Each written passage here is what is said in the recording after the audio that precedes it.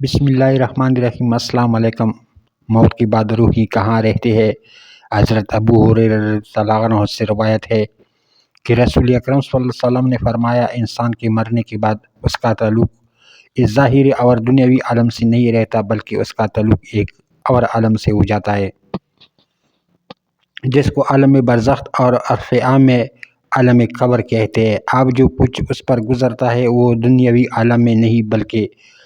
اس دوسرے عالم میں ہوتا ہے، اور اس دوسرے عالم کو اللہ تعالیٰ نے اپنی حکمت بالغہ سے عام انسانوں سے مخفی رکھا ہوا ہے، لہٰذا اس پر اچھا یا برا جو کچھ گزرتا ہے اس کا اس دنیا میں مشاہدہ عام طور پر نہیں ہوتا۔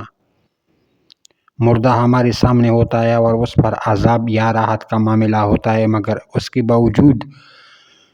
چونکہ یہ معاملہ عالم برزخ کا ہے، اس لیے ہم کو محسوس و مشاہد نہیں ہوتا، اور ہمارے نہ دیکھنے یا محسوس نہ کرنے سے یہ لازم نہیں آتا کہ مردے کو تکلیف یا راحت محسوس نہیں ہو رہی، بلکہ اس سے راحت اور تکلیف بھی محسوس ہوتی ہے، لیکن یہ سب اللہ تعالیٰ نے ہم سے مخفی رکھا ہے تاکہ ایمان بالغیب باقی رہنے کے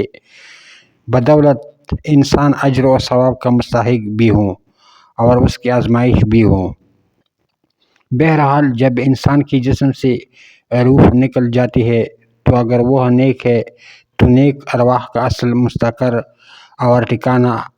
علین ہے، مگر اس کے درجات بھی مختلف ہے۔ بد ارواح کا اصل ٹھکانہ سجین ہے، اور ہر روح کا ایک خاص تعلق اس کے جسم کے ساتھ کر دیا جاتا ہے، خواہ جسم قبر میں ہو، مدفون ہو، یا دریا میں غرق ہو، یا کسی درندے کے پیٹ میں الغرق۔ غرض جسم کے اعضاء جہاں جہاں ہوں گے، روح کا ایک خاص تعلق ان کے ساتھ قائم رہے گا،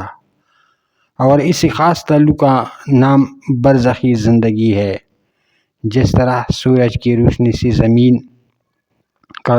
ذرہ چمکتا ہے، اسی طرح روح کی تعلق سے جسم کا ہر ذرہ زندگی سے منور ہو جاتا ہے۔ اگرچہ برزخی زندگی کی حقیقت اس دنیا میں معلوم کرنا ممکن نہیں